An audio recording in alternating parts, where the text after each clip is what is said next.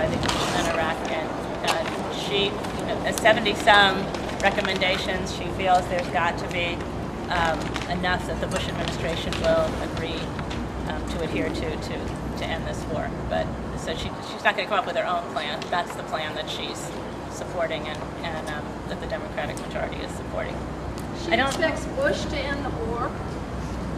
That's never going to happen. I didn't say that, but he's the commander-in-chief. He's not irrelevant. Somebody said Cheney was irrelevant. Unfortunately, that's not the case. Well, that's why Dave made the point that there needs to be calls for impeachment because it's an illegal government. More importantly, Congress has the power of the purse. Our founding fathers were extremely smart. They knew the danger of an unchecked executive. They wrote the Constitution to make it so that the Congress would have the ultimate power. We demand that from our Congress. The people's mandate is clear. If you look at the election results all over this country in November, the tide changed. Americans do not support this war. Americans want it over now. We really want it over right now, but we want the senator to take a leadership role in this. We don't see it. It's not there. She needs to be out there. She needs to be on camera. She needs to be on Mark Steiner's show. She needs to be writing for the Sun. She needs to be on op-ed pieces in the Times. She's a senior citizen senator for goodness sake. And a great senior citizen as well. She needs to take leadership. This is what she's famous for. This is what we love about her. She seems to have lost her soul. Thank you. Now got it. Let me speak again with the voices of soldiers. I am a veteran, as Dave is, and probably some other folks are here. I am on the National Board of Veterans for Peace, and also head up the local chapter of Veterans for Peace. Veterans for Peace is veterans from every era. We even still have a few who served in Spain in the 30s. But we are very, very connected with Iraq veterans against the war, the young folks who are coming back now. Also, military families speak out. We work very closely with both of those groups. And we're very proud of the recent appeal for redress from active duty soldiers. We hear from these people on the ground every day. Go to the Bring Them Home Now website. Go to the Iraq Vets Against the War website. Go to the Appeal for Redress website and read what these young people on the ground in Iraq are saying. They're not saying send us more equipment. They've never had enough. And it's a lie to say that they will now if they vote for the supplemental. They have never had enough.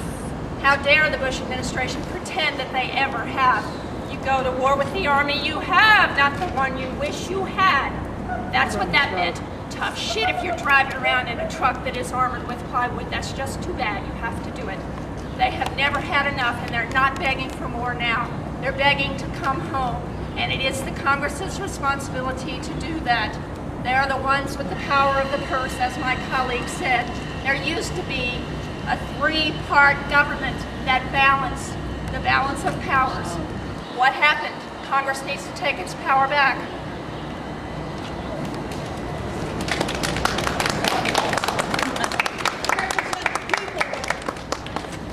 Has everyone spoken? Is there anyone here that hasn't spoken that would like to say something?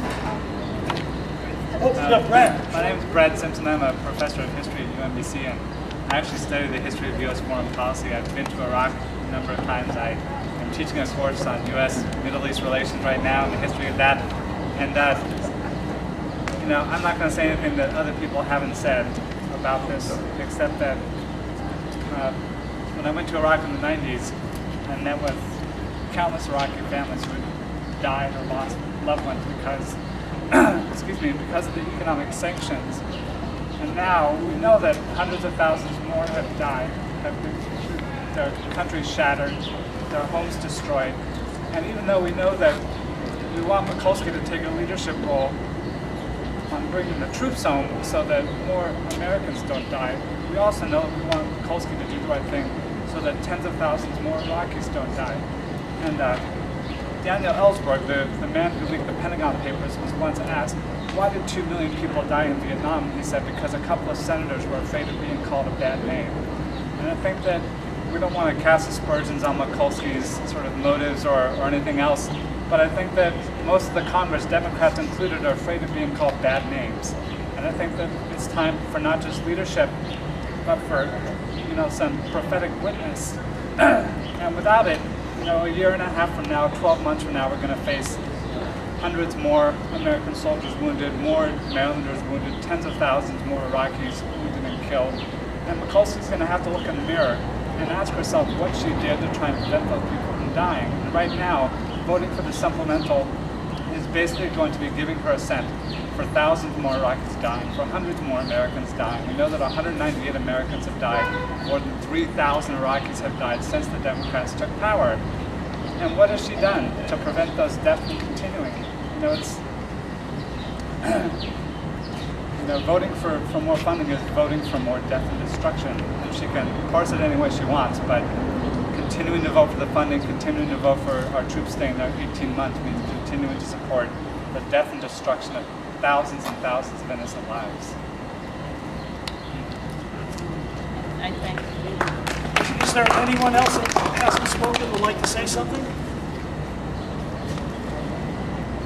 If that's the case, I was just curious. It sure looks to me like we're banned from the office. And I was curious how long this ban is in effect. Will there ever be an opportunity where we can get back in and have a dialogue?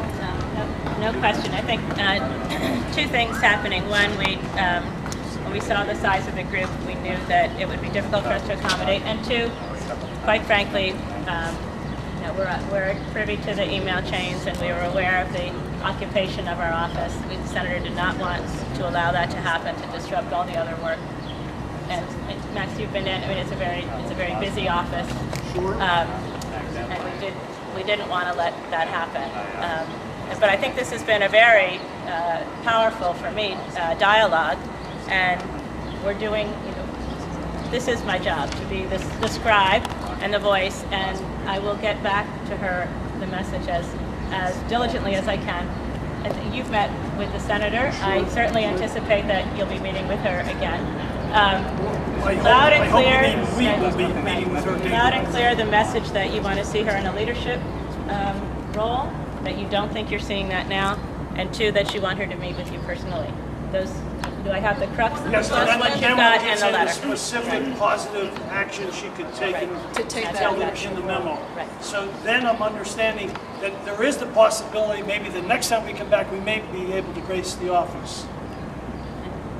Possibly. I hope so. You hope so. And I expect so. And so finally, can we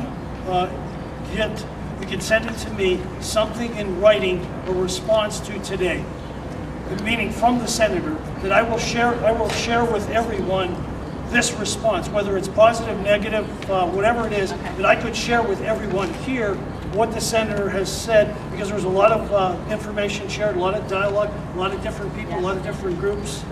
So can I have your word that we will get something in writing? Yes. Appreciate that.